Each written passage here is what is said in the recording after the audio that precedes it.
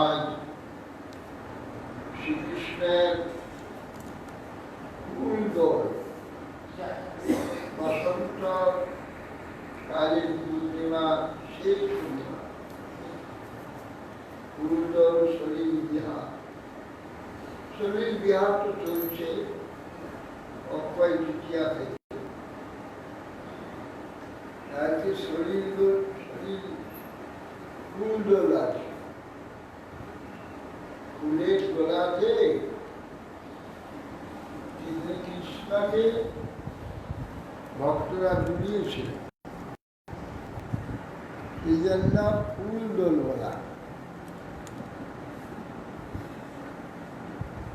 ভক্তগণ ভগবানকে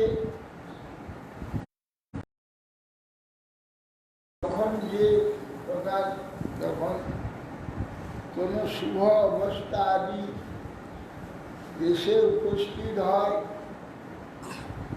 ভক্তগণ তখন ভগবানের উৎসব, যত কিছু উৎসব সব ভগবানের জন্য। ভগবানকে বাদ দিয়ে জগতে কোনো উৎসব নেই, সবই হচ্ছে নিরুৎসব। অতএব আজকে ভগবানের ফুলদোল শরীর বিহার এই প্রকার তিথি পূর্ণিমা তিথি, পূর্ণচন্দ্র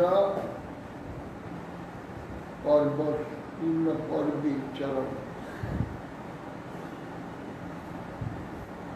আজ শ্রী মাধবেন্দ্র পরিবারের শুভ আবির্ভাব। তিনি প্রেম মহাপ্রভু, প্রেম দাদা মহাপ্রভু প্রেম কল্পতরু অঙ্কুর স্বরূপ মাধবেন্দ্রপুরী। তিনি বঙ্গদেশে আবির্ভূত হয়েছিলেন, পূর্ববঙ্গে বর্তমান বাংলাদেশে আবির্ভূত হয়েছিল। এই জন্যের মধ্যে প্রেমের অঙ্কুর প্রস্ফুটিত হয়েছিল। ওনার প্রেম অঙ্কুর থেকে বৃক্ষরূপে প্রকাশিত হয়েছিলেন মহাপ্রভু, ফল ফুল সমন্বিত বৃক্ষ। কি বল, তুমি আর চুলো থামাতে পারো?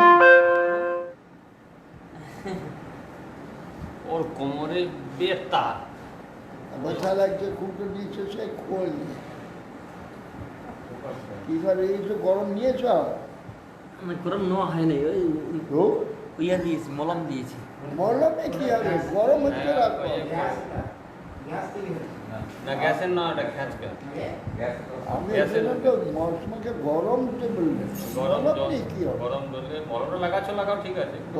গরমটা হচ্ছে ভীষণ প্রকার, এ তো আঘাত লাগার মতো কি না। মল লাগার জন্য মাথা নেড়া হয়। মা হয়েছে না হ্যাঁ বলে মা মায়ের সঙ্গে আচ্ছা আচ্ছা শ্রাদ্ধের দিন হয়তো রাখলে একটু গরম তেল গুলো একটু না না না না না তো করা যাবে না না বেড়ে যাবে। বেড়ে যাবে একটু এবারে গরম সেক নিতে হবে।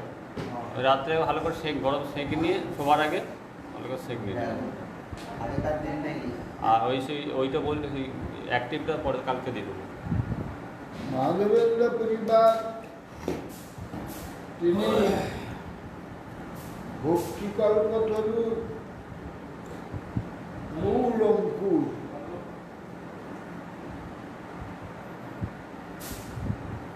কে? নাড়ু নাড়ু নাড়ু ও।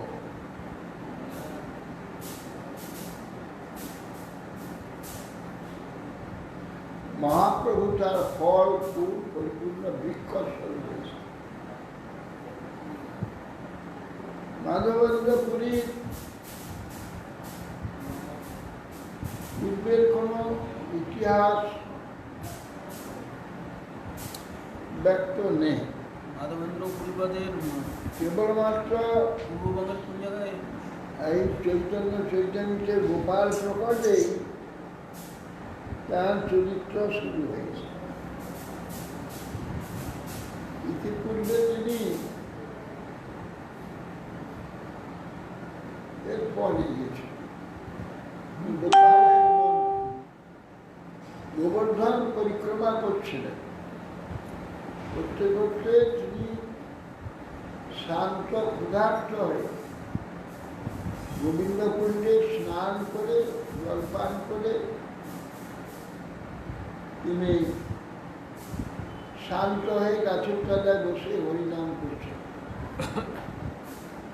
এমন সময় একটি ছেলে বালক ব্রজবালক কোথা থেকে এসে এক ভাত দুধ দিয়ে বলল, গোসাইনি আমি এই গ্রামে থাকি, জল আনতে এসেছিল গোপবধূরা, তারা বলল যে ক্ষুধার্ত বৈষ্ণব ওখানে বসে আছে। এই গ্রামে যারা উপবাসী থাকে তাদের আমি খেতে দিয়ে আনি, তুমি এই ভাড়ে দুধটা সব খেয়ে দিয়ে রেখো, পরে এসে আমি নিয়ে যাব। বালকের দুধ কোথায় রে? বালককে দেখেই ওনার ক্ষুধা তৃষ্ণা সব চলে গেছে। বালককেই দেখছি না, কথা শুনছি, সাক্ষাৎ ভগবান। চলে গেল, দুধটা সমস্ত খেয়ে সেই ভাতটা গোবিন্দ কুণ্ডে ধুয়ে রেখে তার পথে আছে আরেকবার দেখলে। এই বালককে আরেকবার দেখবার জন্য তাকিয়ে চলছে, সন্ধ্যা হয়ে গেল, অন্ধকার হয়ে গেল, তবু বালক আর এলো না। তখন কি করবে? নাম করছেন বসে বসে।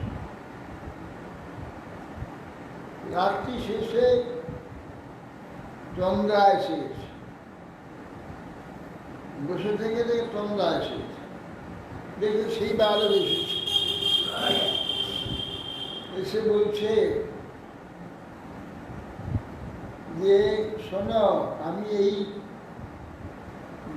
গ্রামে থাকি, এই পাহাড়ের গোবর্ধনের উপরে আমাকে আমার সেবকগণ লেপসের ভয়েতে রেখে দিয়ে চলে গিয়েছে। আমি চারদিকে জঙ্গল, ঝাড় জঙ্গল, কাটা জঙ্গলে ভর্তি হয়ে গেছে। আমি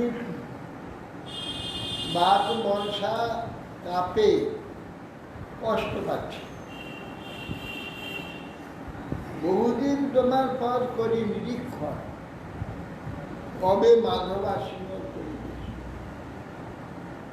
তুমি গ্রামের লোক নিয়ে এসে আমাকে ওখান থেকে তুলে পর্বতের উপরে নিয়ে গিয়ে স্থাপন করে মন্দির করে আমার সেবার ব্যবস্থা।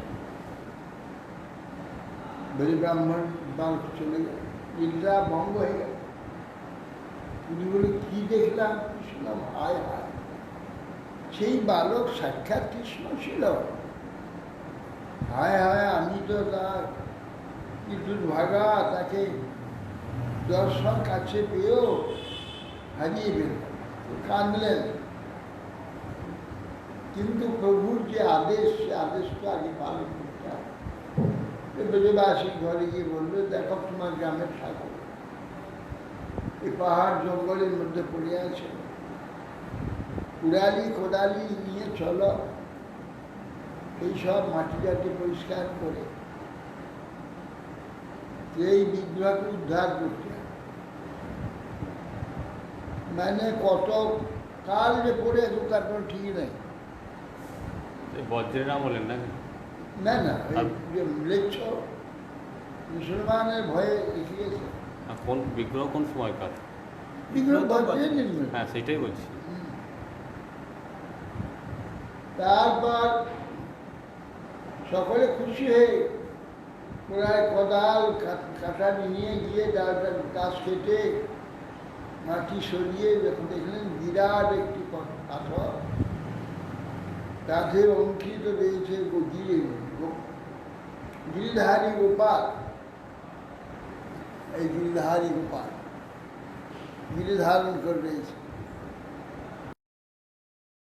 গিরিধারী গোপাল ভীষণ ভারী ঠাকুর, বহু জোয়ান মিলে তুললেন, তুলে তাকে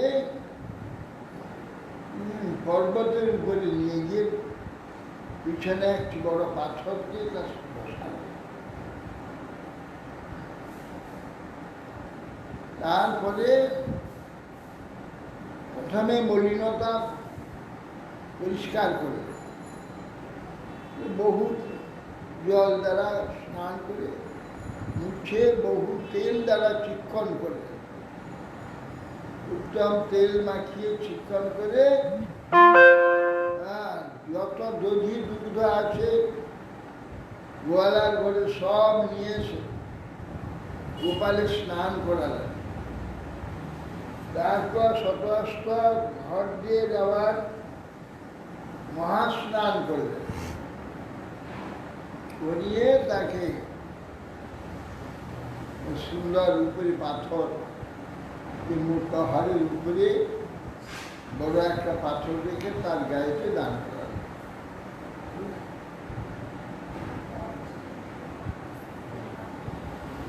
বহু ব্রজবাসীগণ বহু দধি দুগ্ধ ঈশ্বর মিষ্টান্ন আদি গোপালের ভোগ লাগে।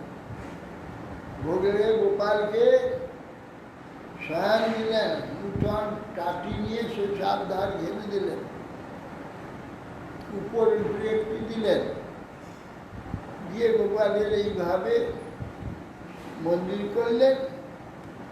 তারপর দিন সমস্ত গ্রামের লোক সব খাদ্য দ্রব্য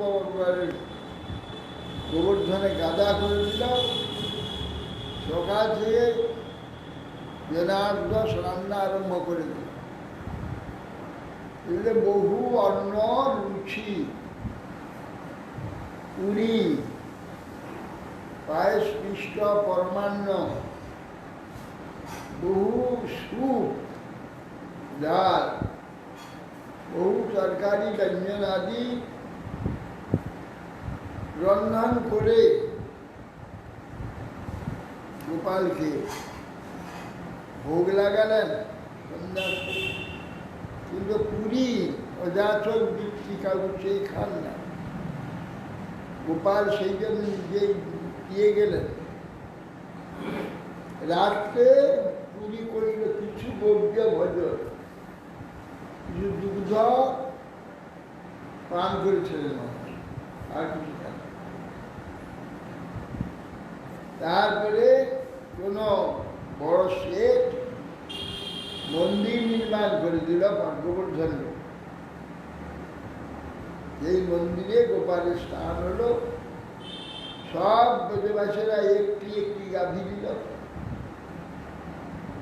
গাভী সহস্র গাভী হয়ে গেল। আর গোপালের প্রতিদিন অন্নকূট চলতে লাগে। এক এক গ্রাম থেকে আসছে প্রত্যেক দিন গোপালের অন্নকূট। দুইজন ত্যাগীকে পুরী শিষ্য করলেন, তাদের সেবা সমর্পণ করলেন। কিছুদিন পরে একদিন স্বপ্নে বলছেন, পুরী আমার অঙ্গের তাপ যায়নি, এখনো জ্বালা আছে, তুমি এই গরমকাল আসছে, মলয়ের চন্দন দক্ষিণ থেকে নিয়ে এসো, এই চন্দন আমার অঙ্গে চাপা, তাহলে আমার গরম যাবে। এইবারে চন্দন চাপার জন্য গোপাল আমাকে আদেশ করেছেন। 80 বছর পেরিয়ে গেছে বয়স, সে রওনা দিলেন 1000 মাইল।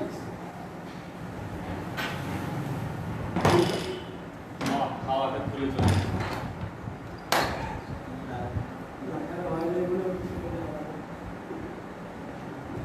1000 মাইল অতিক্রম করে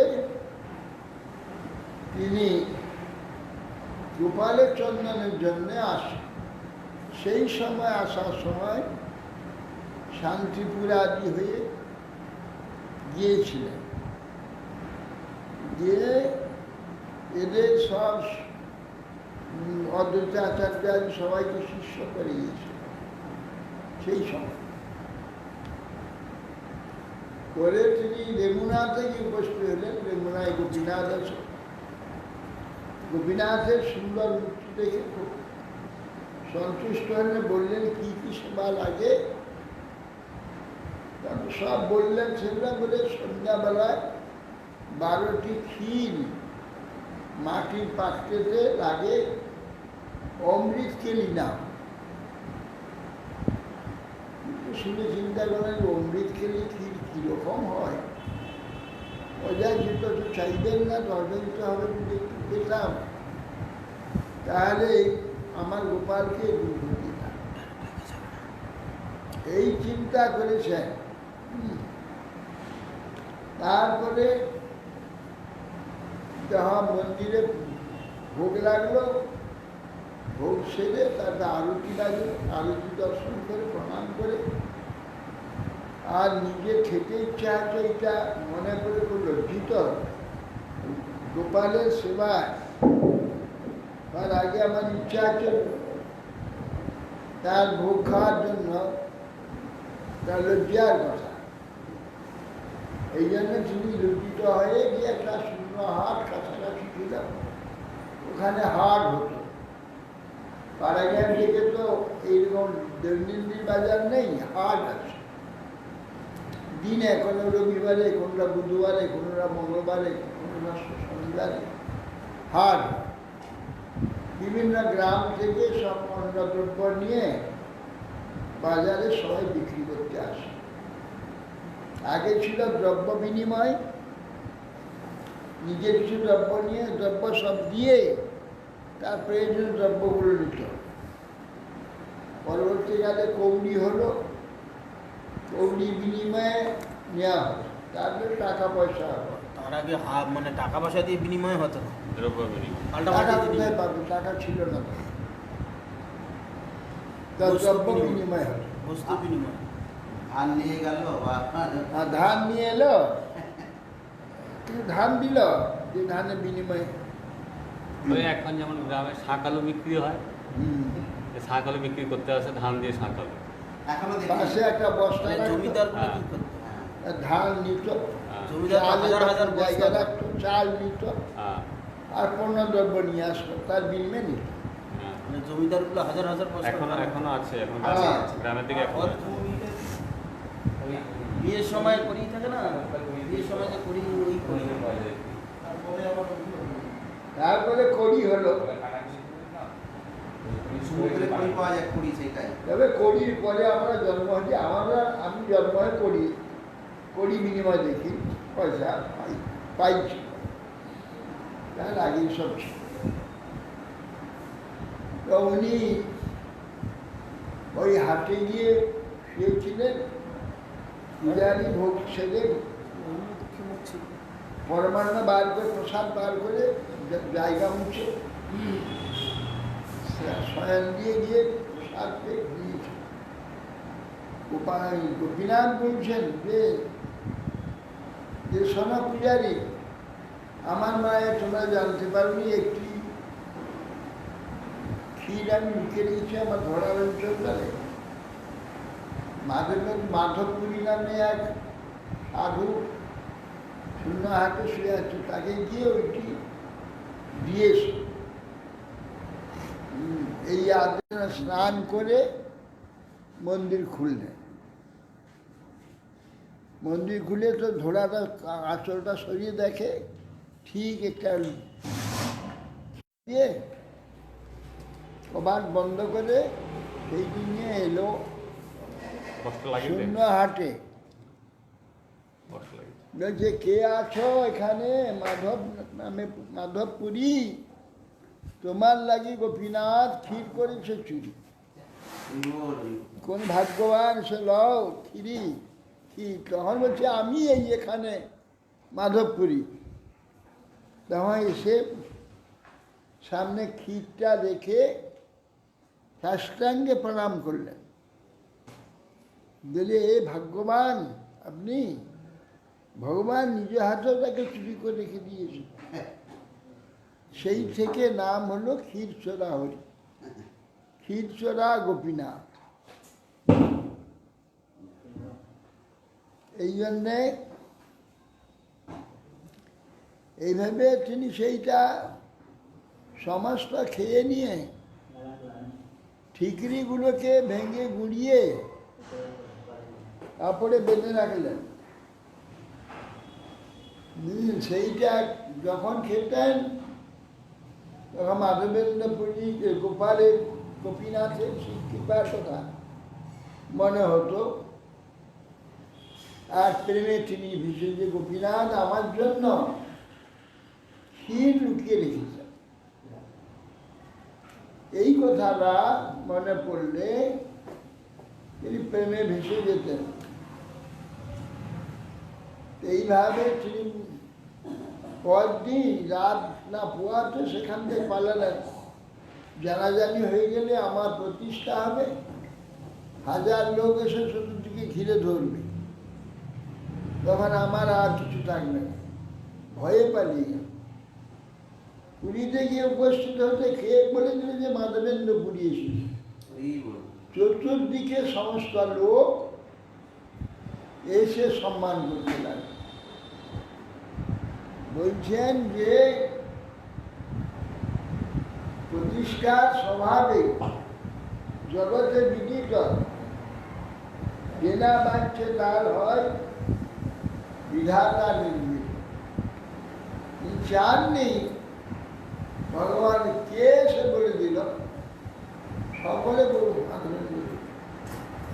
বলে আমি এসেছি বৃন্দাবন থেকে ভগবান চন্দনকে, আমাকে কিছু চন্দন সংগ্রহ করে দেন কর্পূর। বলতে সকলেই চেষ্টা করে 20 কেজি চন্দন আর 20 তোলা 20 ভরি হচ্ছে কর্পূর। এই করে দিলেন, রাজার পত্র লিখে দিলেন যাতে কেউ ধরবে না রাস্তায়, টাকাও চাইবে না। এই বলে তখন 2টি লোক দিলেন সঙ্গে, তারা ওকে বয়ে নিয়ে সঙ্গে চলবে। আসতে আবার সেই যমুনা পেলেন। যমুনা সবাই তো ছিলেন, আর ভীষণ ভাবে শ্রদ্ধা করতে লাগলেন। তারপরে এইবার সেই ক্ষীর আবার কোনোদিন আর বললেন যে আমি কর্পূরে চন্দন এনেছি, গোপালের অঙ্গে লাগাবো বলে। রাত্রে স্বপ্নে গোপাল বললেন যে দেখো তুমি এত বৃদ্ধ, রাস্তায় চোর ডাকাত আছে, কেড়ে নেবে, তুমি নিয়ে আসতে পারবে না। গোপীনাথের অঙ্গ আমার অঙ্গ এক অঙ্গ, গোপীনাথকে লাগাও, আমার অঙ্গে কাপ চলে যাবে। প্রথমে তাকে পাঠালেন, আদেশ করলেন, পরে দয়াবান হয়ে গোপাল তার কষ্ট বুঝে আর তিনি তাকে আসতে দিলেন। তিনি ওখানে আরেকজন লোক নিয়ে মাইনা দেবো করে টাকা তো দিয়েছে রাস্তায় লোকে, মাইনা দেবো, চন্দন ঘষে গোপীনাথকে লাগে। গোপীনাথ চন্দন করবে শুনে ওইখানে লোক সবাই আনন্দে ওই চন্দন 20 কেজি চন্দন সব ঘষে গোপীনাথ লাগাতে লাগে। এইভাবে গোপীনাথ তারপরে পুরী চলে গিয়ে পুরীতেই ছিলেন। ফিরে এসে আবার ওইখানে দেহত্যাগ করেছিল, এখনো তার সমাধি আছে। গোপীনাথ জানি হ্যাঁ নিশ্চয় লাগায়। বলে হ্যাঁ আছে, আমার কাছে ছবি আছে। আচ্ছা, ওখানে লাগবে না, ওখানে তো বেশি করে লাগবে। লাগায় গোপীনাথকে সেই থেকেই চন্দন লাগিয়ে হয়। রায় আসুন লাগায় লাগায় লাগায় আমি প্রত্যেক দিন আসুন মোবাইল, মাঝে মাঝে দেয়। এই তো আরতি দেয়। খিচুড়ি গোপীনাথ এই যে চন্দন লেখা। সঙ্গে তো সাইকেল ঠিক আছে। গোবিন্দ গোপীনাথ, এই গোপীনাথ গোবিন্দ মদন মোহন, গোপীনাথ মাঝে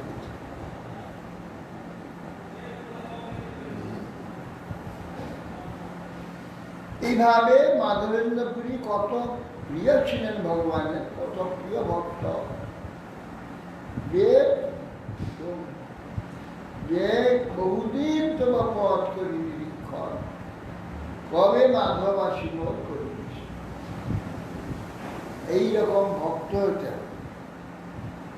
যাই মাধবেন্দ্র পুরীবাদ হচ্ছে প্রেম কল্পতরুর অঙ্কুর, তিনি প্রসন্ন হোক বা দৃষ্টিপাত করুন। তার কৃপাতে যদি কোনোদিন এই প্রেমের কিঞ্চিত ছিটে ফোটাও প্রাপ্তি হয়।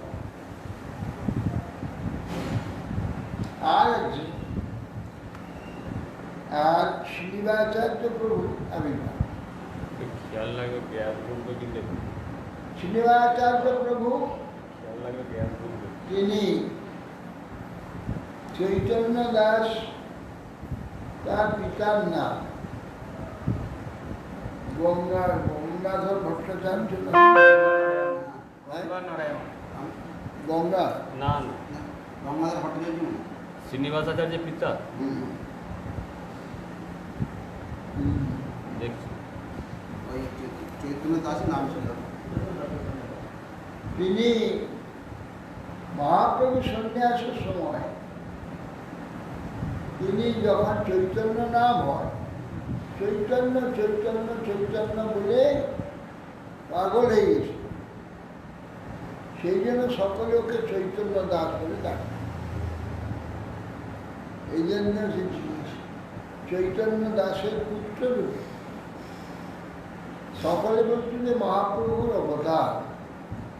এত সুন্দর দেখতে ছিলেন তিনি রাজাচার্য, জাজি গ্রামে তো গ্রামে। এইখানে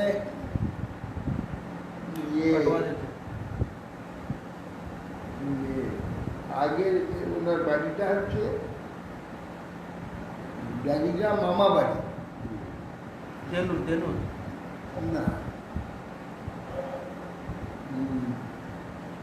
সেখানে বিবাহ হয়েছিল মায়ের এই জাজিগ্রাম থেকে। সেই অল্প দিনে পিতার মৃত্যু হয়, ওই জন্য শ্রীদাসকে নিয়ে মা জাজিগ্রামে এসেছিলেন, মা কামড়ের বাড়ি। ওইখানে থেকে সংস্থান লেখাপড়া আদি সংস্কৃতি। তো শ্রী শিবাচার্য প্রভু একদিন সেই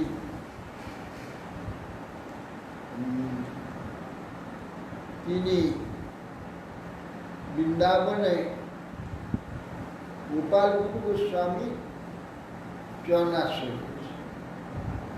বাবা গঙ্গাধর ভট্টাচার্য। হ্যাঁ, বিষ্ণু গঙ্গাধর ভট্টাচার্য। নাম গঙ্গাধর ভট্টাচার্য, পরে চৈতন্য দাস নাম। তারপর পরে চৈতন্য দাস নাম হয়েছিল। তিনি মায়ের নাম লক্ষ্মীপ্রিয়া। সে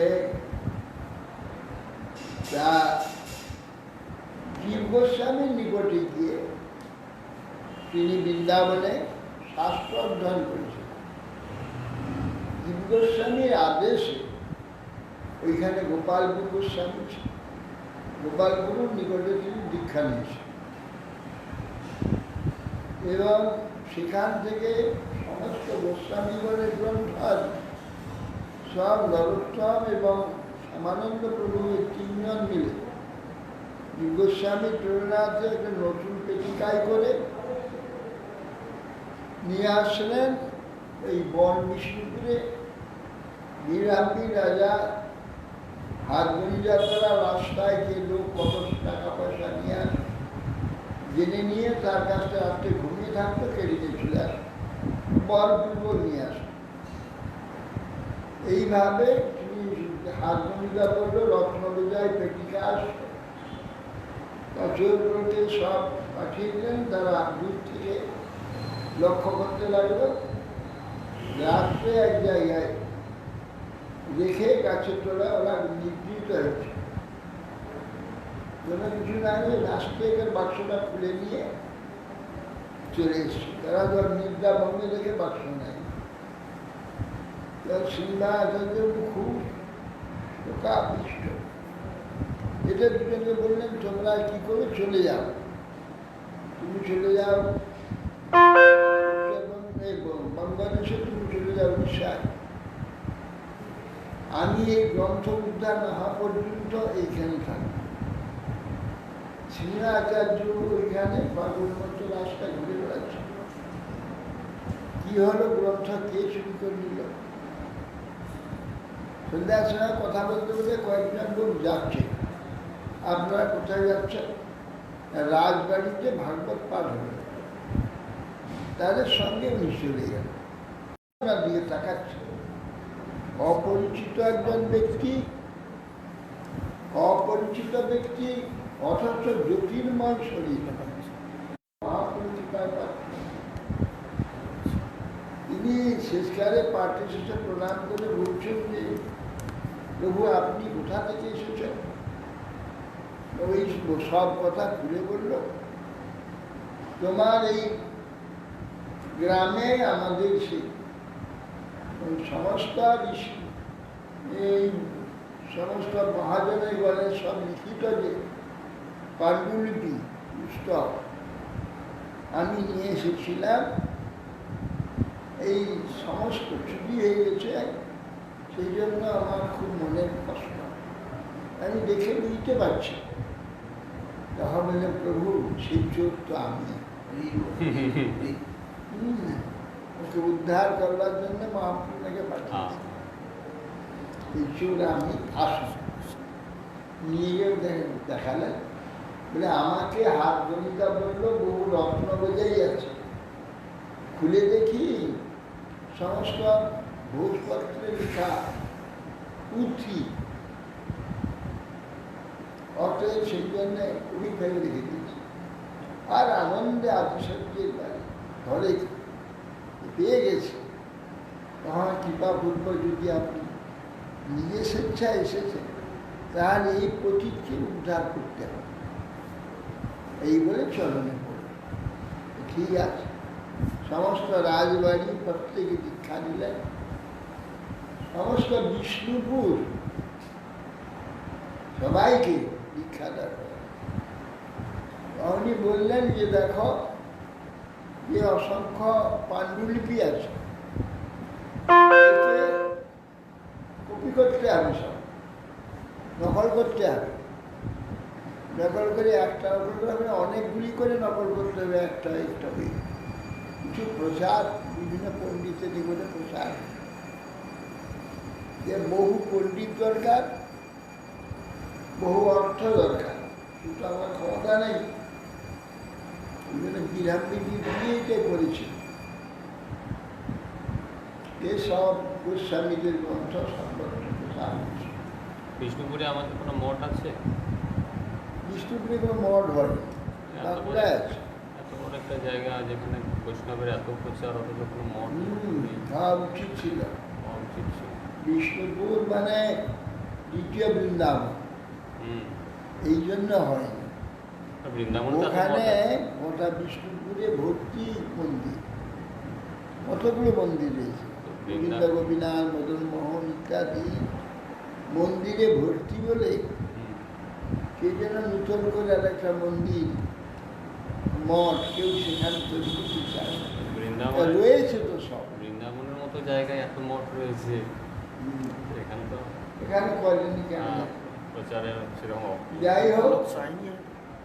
এইভাবে শ্রীরাচার্য প্রভু তিনি চতুর্দিকে প্রচুর প্রচার করেন। সমস্ত রাঢ় দেশটা তার শিষ্য ছিলেন, সমস্ত রাঢ় দেশে তিনি প্রচার করেছিলেন।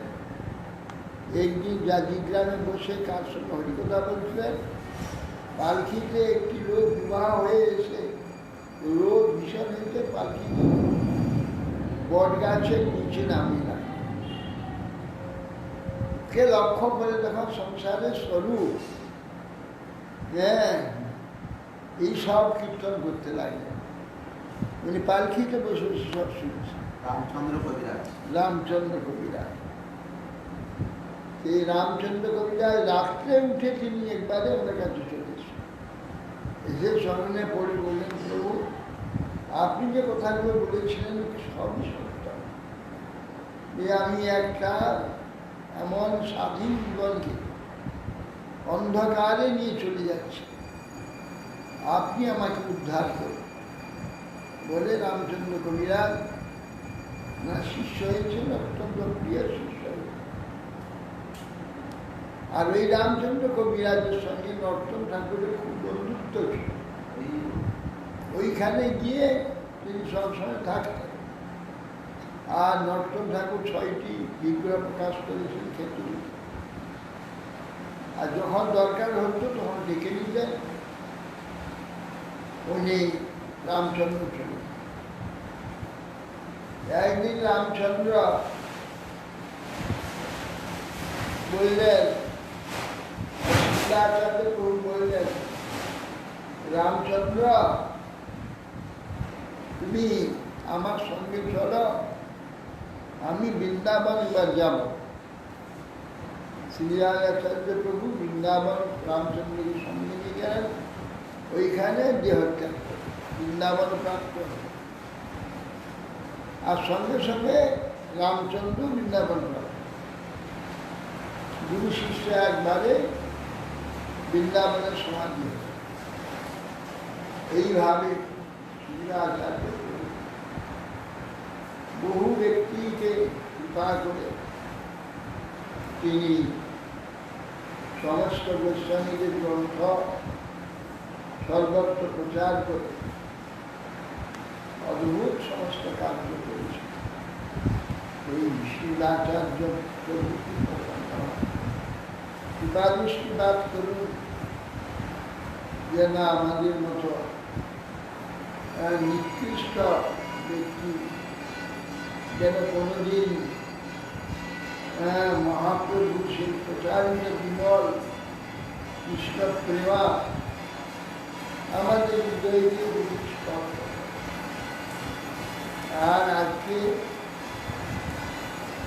পরমেশ্বরী দাস ঠাকুরের বাড়ি দাও প্রিয় ভাবনা পরমেশ্বরী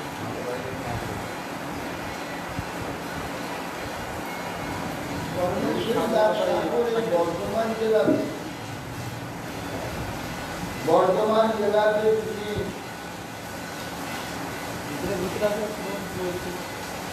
বুঝে যাচ্ছে তো। এদিকে চলে এসো।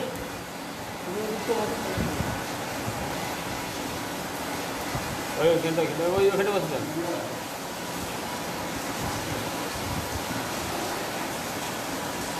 এখানে বসো। হ্যাঁ হ্যাঁ।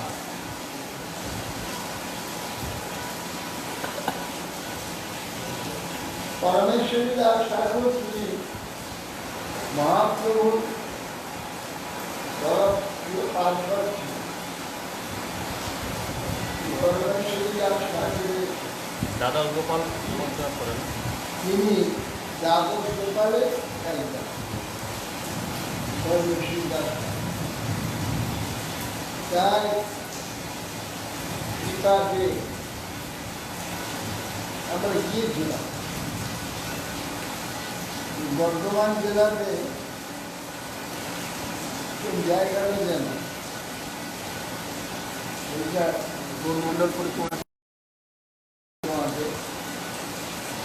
কৈশোর না কি কৈচোর কৈচোর কৈশোর কৈশোর তো ভাতারের ওই তো এইদিকে মাথারে ওই দিক এইদিকে, হ্যাঁ ওই তো। ওই দিকেই পরমেশ্বর ও এখানে তিনি তার শিষ্য মন্ডলী ওখানে নতুনরা আছে তারপর নৃত্য করতে করতে সেখানে নতুন বিদ্যানন্দের ওপরে পড়ে গেছে নতুনরা একটা আর এখানে বিগ্রহ আছে তার শিষ্য পরম্পরা এখন বেদিত হয়ে থাকে এখানে পরিচয় করে জায়গা না যার তিনি মহাপ্রভু পার্শ্বদ মহাপ্রভু পার্শ্বদের কার্য ছিল সর্বত্র মহাপ্রভুকে উদ্ধার করা মহাপ্রভুর উদ্দেশ্য সফল করা এইসব উদ্দেশ্য সফল করেছে আর কাজ তিনি নিত্যলীলা এখানে প্রবেশ করেছেন বৈষ্ণবের আবির্ভাব পুরোভাব দুই হচ্ছে মঙ্গল লাইন বৈষ্ণবের কিছু আলোচনা আমি হয়ে থাকি কৃষ্ণের আবির্ভাব যেহেতু পবিত্র বৈষ্ণবের আবির্ভাবের ঠিক চরিত্র সেই প্রকার বৈষ্ণব আবির্ভাবের ঠিক বৈষ্ণবের আবির্ভাবের যেমন চরিত্র ভগবানের বৈষ্ণবের আবির্ভাব উভয় মঙ্গলপ্রদ উত্তর পূর্ণিমা তিথি ভগবানের উজ্জ্বল শরীর এত জল হচ্ছে জল করছে এত জল হচ্ছে গলগল করছে হ্যাঁ আজ আমি বলিনি আজকে বলছি আজ আমার যে জননী আজকে এই পৃথিবীতে তিনি জ্ঞান ভিক্ষা করেছেন তো এই জন্য বলছি যে তিনি আমার যখন 4 বছর বয়স হল তখন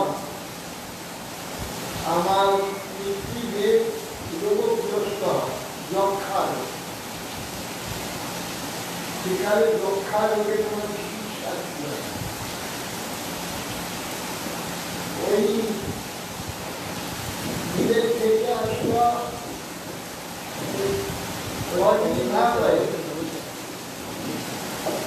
বিভাগ হয়ে খাওয়ান তাদের সুস্থ করাবার চেষ্টা করছে রোগ সারত না রাজযক্ষার নাম রাজযক্ষা জীবন হস্তিনাপুরের বিচিত্রবীর্য ভারতের সম্রাট তিনি রোগ সারাতে পারেন এই রাজযক্ষায় তার মৃত্যু হয়েছে তখন এই রাজযক্ষা কোনো ওষুধ বিজ্ঞানী এখন তো হাজার টাকা সব বেশি আলাদা বিক্রি হয়। এক সপ্তাহ ট্রিটমেন্ট, হ্যাঁ এক সপ্তাহে ট্রিটমেন্টে ঠিক হয়ে যাবে। হ্যাঁ অল্প দিনই ঠিক হয়ে যাবে। অল্প দিনে চলে যায়। যক্ষায় ছাড়ে দিয়ে এখন করোনায় ছাড়ছে না, এখন তখন হচ্ছে নতুন করে ওইটা শিখিয়ে অসাধ্য রোগ বলে লোকে বলবে বিরাট রক্ষা। শিবের অসাধ্য।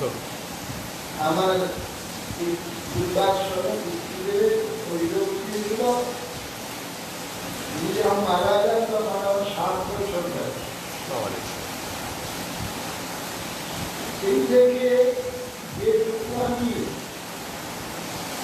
আমার জ্ঞাতামশাই ছিলেন, তার সঙ্গে আমি ছিলাম, আমরা ছিলাম 3 জন 3 ভাই। আমি ছোট, আমার উপরে 2 জন বড় ছিল। আমাদের জ্ঞাতামশাই আর ওদের থেকে আমরা মানুষ হয়েছি। কিন্তু মা জননী বহু চেষ্টা করে, লোকের কাছ থেকে এমন অবস্থা ভালো ছিল না, বইপত্র আমি চেয়েছি মুদ্রানো চেয়ে এনে আমাকে পড়ার যেটুকু লেখাপড়া শিখেছিলাম আমার জননী চেষ্টা, বেশি দূর করতে দেয়নি। কেননা আমার যেগুলো দাদা নিষেধ করে ওদের কাজকর্ম করতে হবে, মাঠে কাজকর্ম করলেই লাভ, পড়ে কি লাভ। এইবেলা পড়া হাই স্কুল পর্যন্ত সেই পর্যন্ত দিয়ে বন্ধ করে পড়া এখানে শেষ করে দিয়েছে। কিন্তু যেটুকু পড়েছিলাম তার জননী চেষ্টা করেছে, লোকের কাছ থেকে খেয়েছি, এমনকি মাইনা তখন কত মাসিকা 1 টাকা করেছিল, তাই আমার জননী দিয়ে সেই মাসটাকে ধরে বাগানা পয়সা করেছে মাইনা বলে। এইভাবে কিন্তু লেখাপড়া শিখেছি। জননী কিন্তু সত্যরা যায় না, শাস্ত্র বলে পুরম পবিত্র জননী পিতা বসুন্ধরা বসুন্ধরা। যদি পুষ্ট বৈষ্ণব হয় তাহলে পিতা মাতা ঈশ্বর হয়, কিন্তু আমি তো বৈষ্ণব হতে পারিনি। এবং আমার কিছু যোগ্যতা, যা কিছু যোগ্যতা মহাপ্রভু করেছে, মহাপ্রভু নিয়ে এসেছেন, এই যোগ্যতা যা কিছু যোগ্যতা আমাদের তারই সব যোগ্যতা, তারই সংখ্যা। সেই জন্যে আমার মতো একটা অযোগ্য সত্তা, আমার কিছু যোগ্যতা নেই, ভজন নাই, কিছুই নেই আমার মধ্যে, ভগবানের কোনো ভক্তি নেই, শ্রদ্ধাই নেই। এই জন্য আমি মায়ের পরিচয় আমি দেইনি, এতদিন কাউকেই বলি, কোনোদিন আলোচনা করি। তাহলে আমার মতো একটা নিকৃষ্ট ব্যক্তি, আমি আর আমার মায়ের কি পরিবার কি বলি, মায়ের কি কথা বলি, কিছু বলা হয়। মাতৃদেবী তার দিন জানা আমার শিশুকাল থেকে ওই এক পেটের যন্ত্রণা, প্রতি মাসে পেটের যন্ত্রণা আমার দুগ্ধ সহ্য হয় না। কিন্তু বাড়িতে গরু থাকতো, গাই থাকতো, দুধ 12 মাস হতো। ওই দুধ দিয়ে ভালো দুধ দিয়ে সকালে কাঁচা দুধ দিয়েই 530 করে চুরি পাখাল। তারপর রাত্রে আমি তো দুধ খেতাম, সকালে পুরা বাবা দুধেরই ঢেকু উঠত। আর ওই দুধটা কোনো সময় এমন বিকৃত হয়ে যেত যে আমাদের যে পাকস্থলী পরে ক্ষুদ্রান্ত, ক্ষুদ্রান্তে গিয়ে ওখানে গ্যাস হয়ে, এটা বুঝতে পারতাম না। মা এই পেটের যে যন্ত্রণা এখানে এসে হয়েছে, সেই যন্ত্রণায় ছটফট করতাম। মা এসে সারা রাত জানতো, সারা রাত যন্ত্রণা, সারা দিনে পেটেতে সাবান ফেনাতো, কতটি গাছের পাতা রস দিত, দিনে যাবে পেটে, পাকস্থলী তো কিছু নাই, ছিল ক্ষুদ্রান্তের গ্যাস। সে গ্যাসটা বেরোতে প্রায় 24 ঘন্টা লেগে, এখানে এসেও সেটা হয়েছে। ওই দুধ কোনো সময় ক্ষুদ্রান্তে গিয়ে বিকৃত হয়ে গিয়ে গ্যাস, সেই গ্যাস তো আর বেশ সহজে বেরিয়ে না।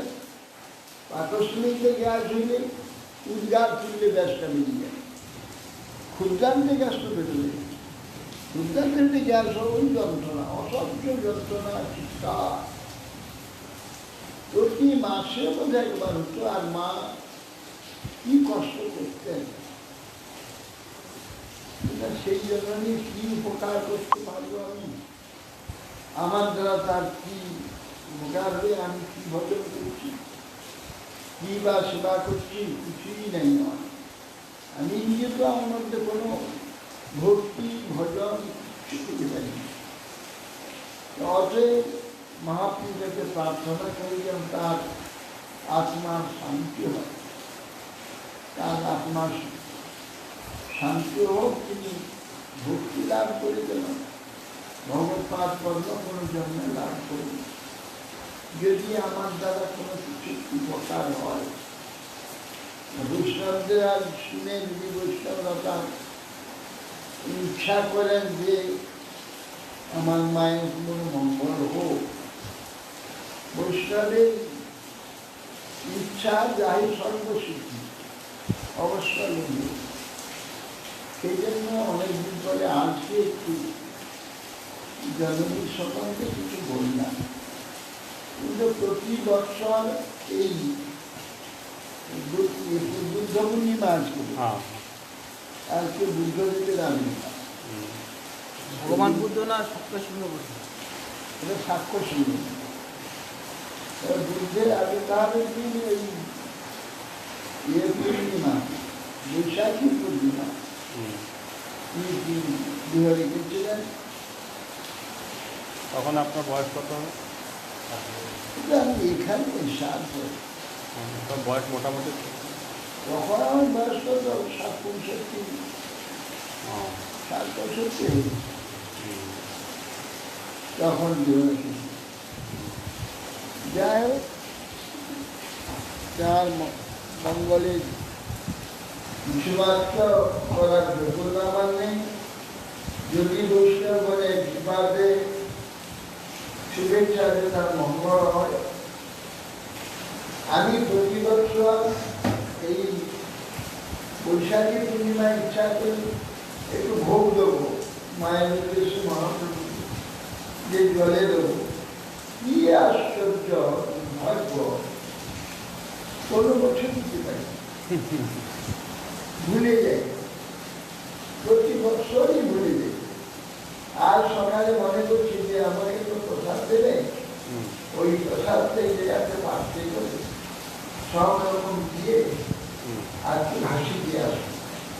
কি আশ্চর্য, প্রসাদ পাস। হ্যাঁ, এইটা প্রায় যতদিন মারা গেছে ততদিন প্রতি বছর চিন্তা করি কিছু করবো, কিছু করা হয়। সেই জন্য আমি ওই বিভিন্ন ওই যে হরিদ্বারে প্রতিবাসী শিক্ষকরে এইটা করতে পেরেছি, সেটা একটা মস্ত বড় কাজ। মাতৃষষ্ঠী ষোলোটি পিণ্ড মায়ের জন্য দেওয়া, যদ্যপি জন্ম গর্ভাধান থেকে শুরু করে প্রতিটি মাসে একটা পিণ্ড, 10 মাসে 10টা পিণ্ড। 16টা না কটা দাও? জন্মের যে কষ্টটার জন্য একটা 11টা। তারপরে আমাকে শিশু অবস্থায় কনফার্ম করেছেন, তার জন্য একটা মলমূত্র ঘেটেছেন পরিষ্কার, তার জন্য একটা 16টা পিণ্ড। এই জন্য মাতৃষষ্ঠী আমি গিয়েছিলাম, আমি অনিল নারায়ণ নারায়ণ, এই আমার পঞ্চায়েত 4 জন আমরা এই মাতৃষষ্ঠী সিদ্ধ করে দেবরূপ দেবী তাদের কবিগুলি সরোবর, এইখানে আমরা মাতৃষষ্ঠী পরিক্রমণ পৃথিবী তার মঙ্গল হয়, অবস্থা হবে। আর আমার করার তো কিছু নেই, যা হোক মহাপ্রভু কারণ এই প্রার্থনা আর সব মহাত্মাগণ সকলে আর কি যারা যাদের আবির্ভাব সর্বোপরি আর কৃষ্ণের পূর্ণ শরীরে আর দুর্গা পূর্ণিমা একটা মস্ত করতে এই দিনে সকলের মঙ্গল হোক, ভক্তি লাভ হোক, জ্ঞান হোক। আর আদি যে বুদ্ধ, তার আবির্ভাব কবে? সেটা কিন্তু প্রকাশ সে বুদ্ধ পূর্ণিমা কোথাও উল্লেখ করা যায় না। সেই রকম কিছু শোনা যায় না। অঞ্জনার পুত্র গয়া প্রদেশে, কিকট দেশ, কিকট দেশে আবির্ভূত হয়েছেন। কিকট নাম হলো? কিকট মানে অপবিত্র দেশ, কিকট দেশ। বিষ্ণুর পাদ পদ্ম আছে, সেখানে গদাধর বিষ্ণু পাদপদ্ম আছে, হলদু নদী আছে, অক্ষয় বড় অথচ গয়া প্রদেশকে কিকট অপবিত্র দেশ বলে। কেন বললো তা জানা, কিকটটাই ভাগবত উল্লেখ আছে। কিকট দেশে আর বুদ্ধ আবির্ভূত হয়ে তিনি তো বিরুদ্ধ প্রচার করেছিলেন। বেদ বিরুদ্ধ মন্ত্রের জন্য সাক্ষর সিংহ বহু জায়গায় তপস্যা করেছে, ঈশ্বর নামে হয়তো বহু জায়গায় তপস্যা করেছে, এমনকি তপস্যায় বোধিসত্ত্ব হয়নি, হতে পারেনি, মানে জ্ঞান ঠিক লাভ হচ্ছে না, কিছুতেই জ্ঞান প্রাপ্ত বোধিসত্ত্ব হচ্ছে না। এমনকি ভাবলো যে আমি ওই ক্ষুধা তৃষ্ণা পরিত্যাগ করে কিছু খাবো না, যা এই শরীরটা তো ফেলেই যায়, শরীরটা তো আমি না, অর্থ এই শরীরটা যা এইগুলো খাইনি, আর জল সব বন্ধ করে দিয়েছিল। 1 দিন 2 দিন 3 দিনে আর কোনো চিন্তা হচ্ছে না, চিন্তা একবারে শূন্য হয়ে গেছে। সুজাতা নামক একটি স্ত্রীলোক একবারটি পায়েস ধরলেন যে আপনি এটি গ্রহণ করুন, পায়েস থেকে একবার পিয়ে দিয়েছি। বিয়ে দেওয়ার পরে যখন একটু করেছিলেন সব চিন্তা শেষ। যখন চিন্তা করি না এ করে কখনো তপস্যা হবে না, যুক্তাহার বিহার যথাযোগ্য যত প্রয়োজন গ্রহণ করতে হবে, করে তপস্যা জানিয়েছিলেন এইভাবে আজকে তার আবির্ভাব, তার আবির্ভাব। এই জন্য দিনটি অতি পবিত্র। वंशावंतु विचारण पवन भूष जय जय गुरु महाराज की की पुष्णा महिमा आज परमेश्वर छुट्टी भाग करे ज्ञानी न हो আসুন আসুন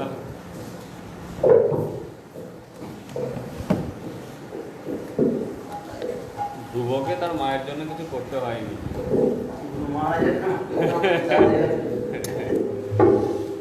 গুরু মহারাজ দৈন্য করে যা বললেন এটা গুরু মহারাজের দৈন্যতা গুরু মহারাজ যেহেতু মাতৃকুলে আয়োজিত হয়েছেন সে তো উদ্ধার হয়ে গেছে মা গুরু মহারাজ জগৎকে জগৎ উদ্ধার করার জন্য এসছেন গুরু মহারাজ যে দৈন্যতা করলেন কেন শ্রেষ্ঠ যিনি বৈষ্ণব আপনি দৈন্যতায় তার হচ্ছে ভূষণ সুতরাং সেই গুরু মহারাজ জয়যুক্ত হন গুরু মহারাজ মাতৃকুল জয়যুক্ত হন জয় জয় গুরু মহারাজ महाराज की जय जया नील प्रेम करुणा पाचो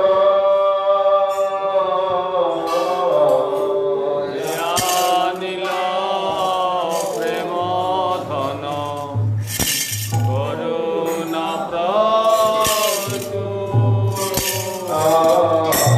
जया नील प्रेम धन करुणा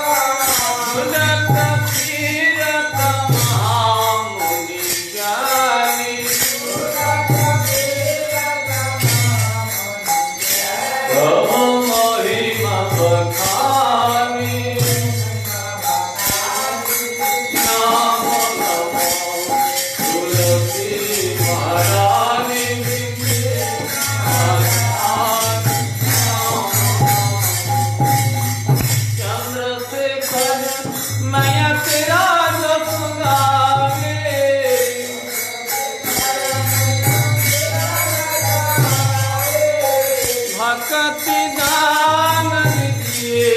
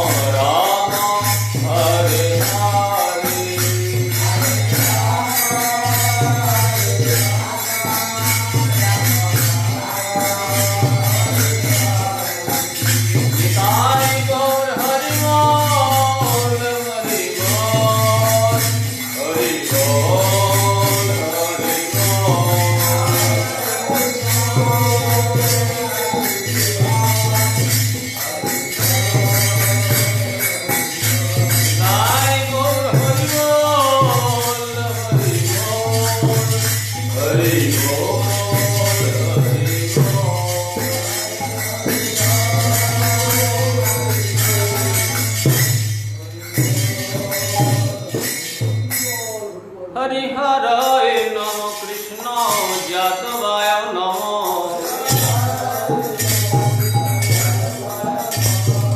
যাদবায় মাধবায় কেশবায় নম জয় গোপাল গোবিন্দ রাম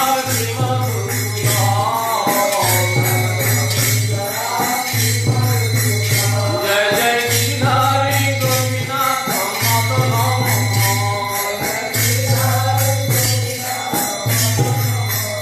জয় জয় গিরিধারী গোপীনাথ মদন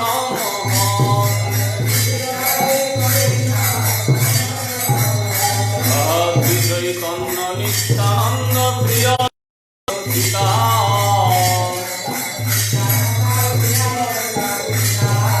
হরি গুরু বৈষ্ণব ভাগবত গীতা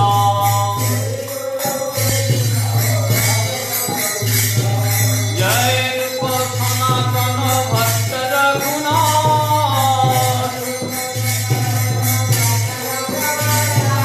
শ্রী জীব গোপাল ভট্ট দাস রঘুনাথ হরে ছয় গোসাইর করি চরণ বন্দন আমার যাইতে বিঘ্ন সবিষ্ট পুরাণ এই ছয় গোসাই যার মুই কার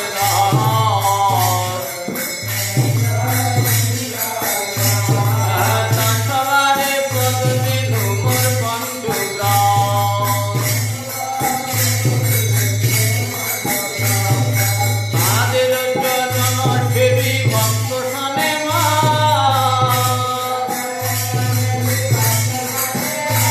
আমার জনমে জনমে হয় অভিলাষ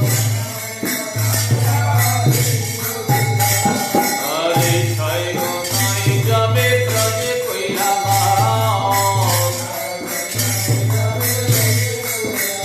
ব্রজে রাধা কৃষ্ণ নিত্য লীলা করিলা প্রকাশ মনের আনন্দে বল হরি ভজ বৃন্দাবন